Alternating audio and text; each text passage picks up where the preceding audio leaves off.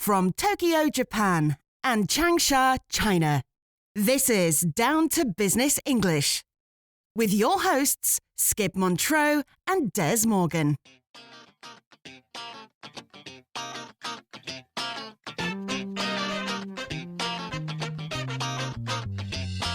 Skip, do my eyes deceive me? What are you talking about, Dez? If I'm not mistaken, it looks like you've lost a bit of weight. You're not the first person to notice that, Dez. As a matter of fact, yes, I have dropped a few kilograms over the past month or so. How did you manage that? You're not taking one of those weight loss drugs, are you? You mean a GLP-1 inhibitor drug? Like Ozempic or Wegovy? Yeah, that was the type of drug I was referring to. No, nothing like that. I've just been eating better and trying to get a bit more exercise. Well done, keep it up. I'll do my best. But it's funny you brought up those drugs. Didn't we report on them a while back? Yes, we did, as a matter of fact. Over 100 episodes ago in D2B 289. And, interestingly enough, GLP-1 drugs happen to be the focus of my report today. Are you going to give us an update on the weight loss drug market then? That's part of it. But I also want to report on a recent acquisition that will definitely shake up the market. Sounds interesting. So, let's do it. Let's get D2B down to business with the GLP-1 inhibitors. Who are the big players? What products do they make? And who has just entered this lucrative market?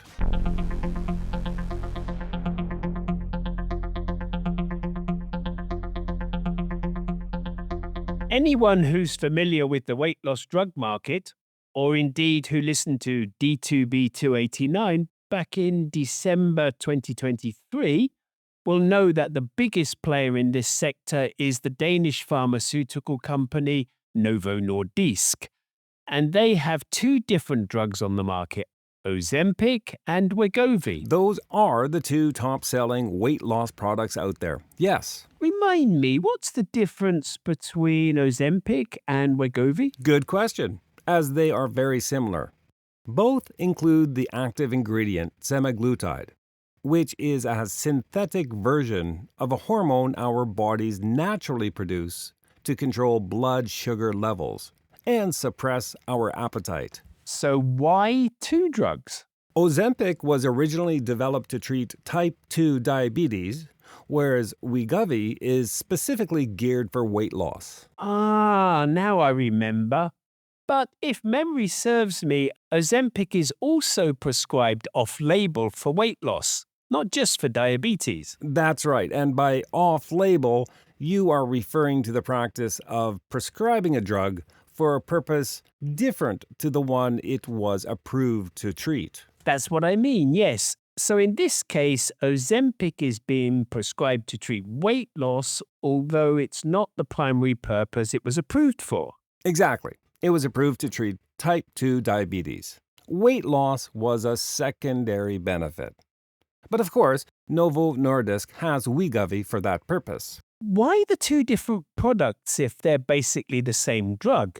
Why go to all the trouble of marketing two brands? Another excellent question, Des. It comes down to dosage and intended use. Dosage, meaning the amount a patient takes? Yes. As Ozempic was developed to treat diabetes, the dosage is calibrated to control blood sugar levels.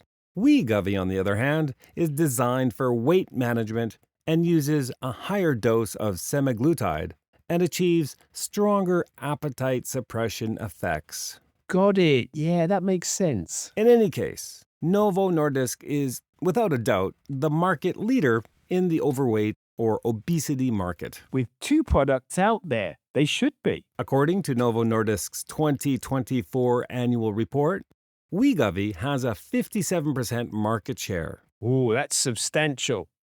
Shareholders must be pretty happy with that. But there is a new GLP-1 kid on the block that is quickly eroding Wegovy's position, especially in North America. Really? Now who would that be? That would be Eli Lilly's weight loss products, Mounjaro and Zepbound. Eli Lilly is marketing two distinct products as well? Yes, Mounjaro is the diabetes drug and Zepbound is the weight loss medication.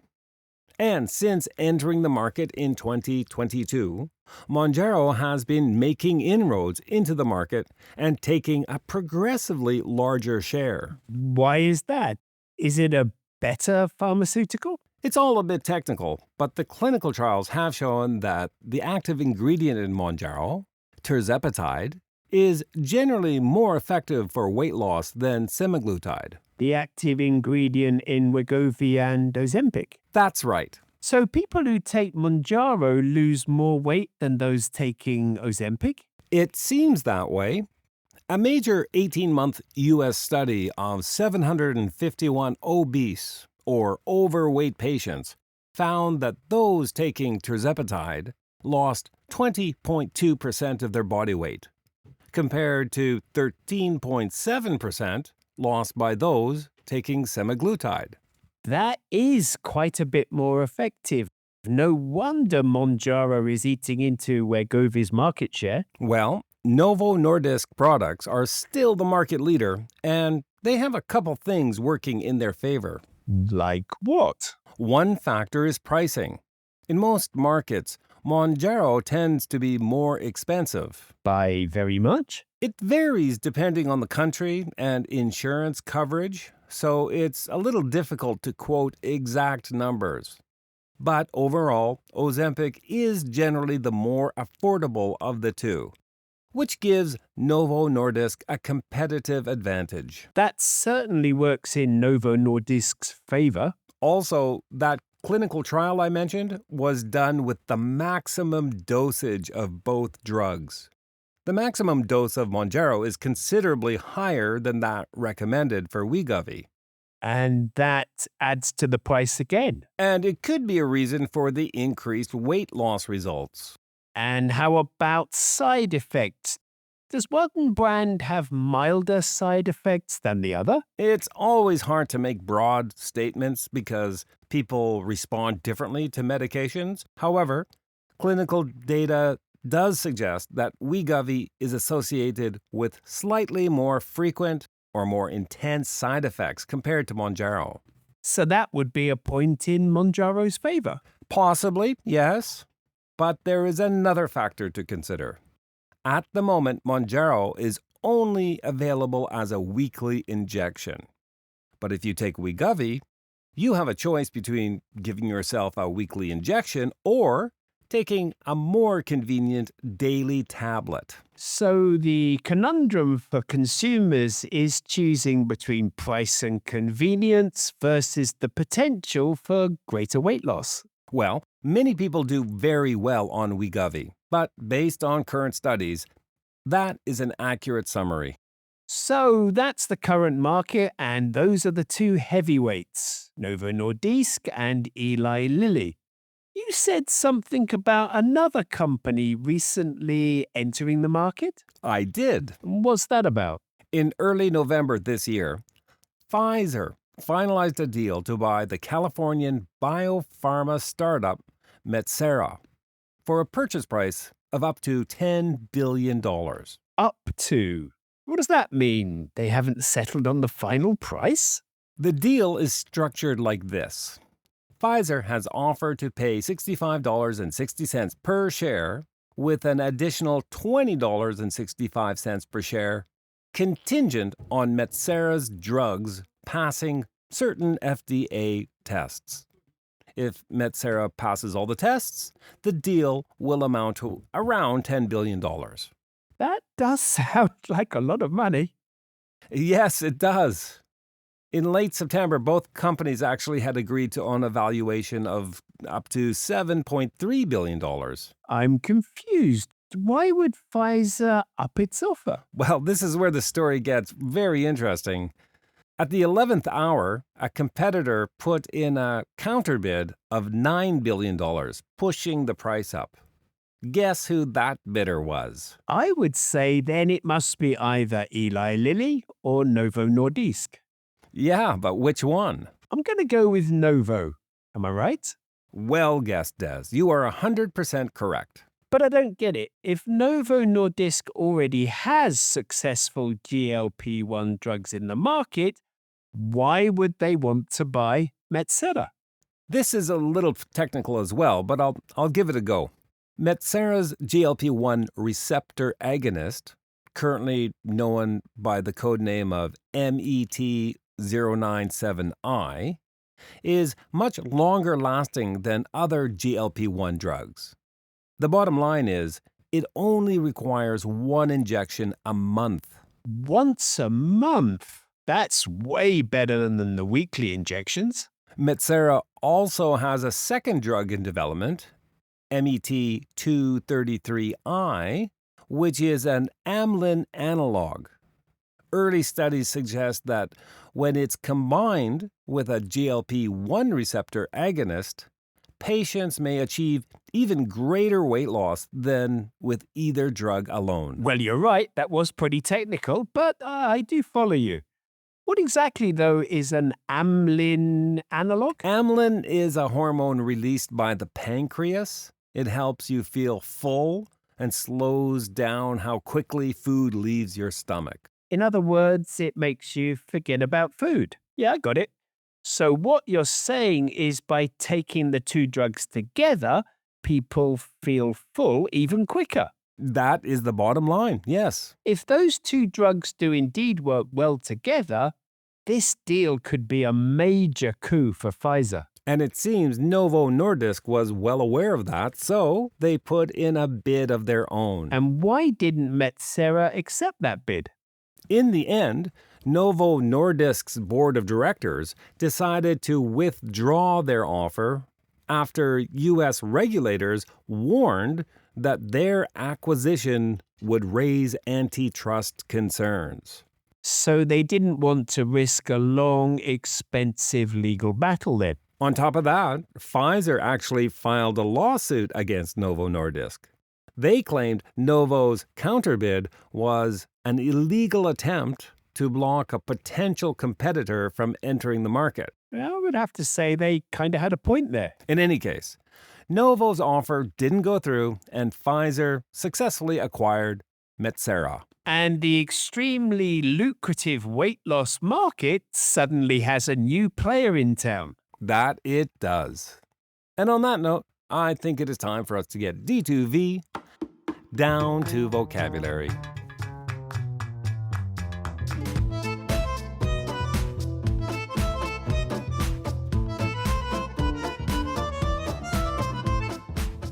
All right, let's kick off today's Down to Vocabulary with our first word, acquisition.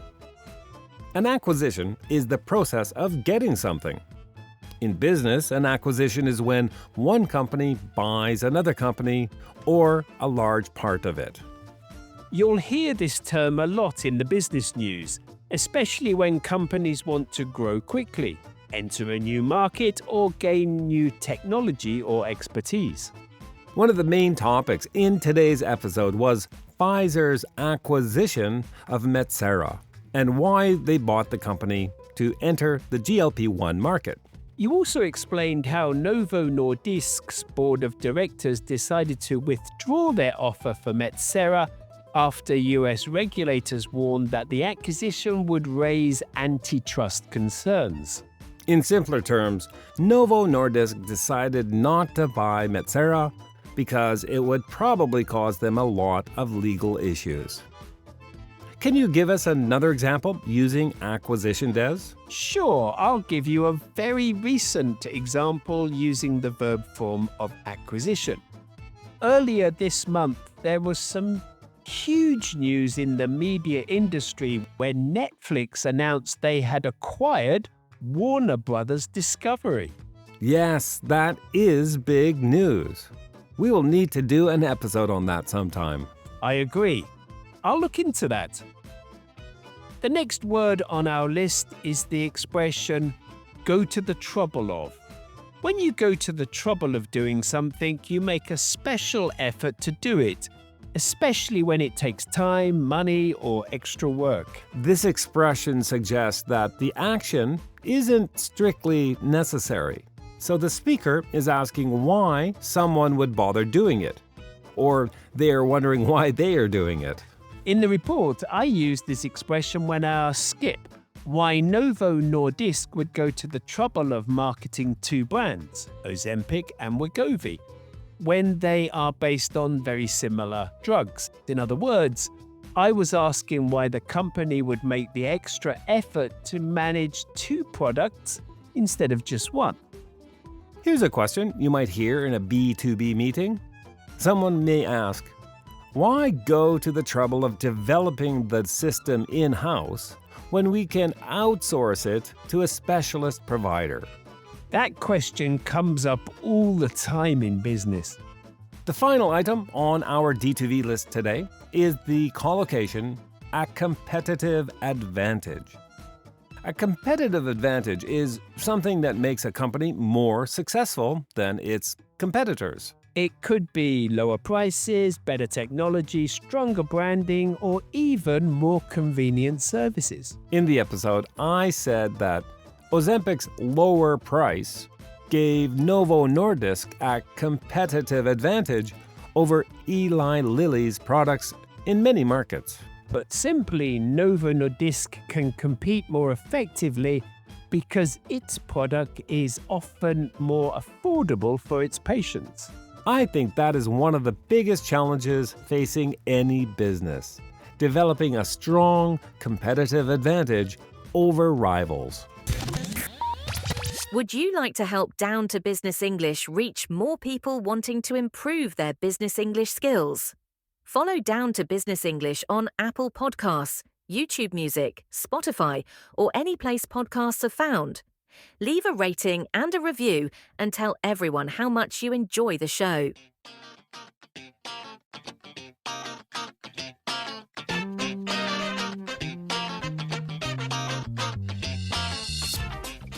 Thank you very much for that report on all the recent developments in the GLP-1 market, Skip.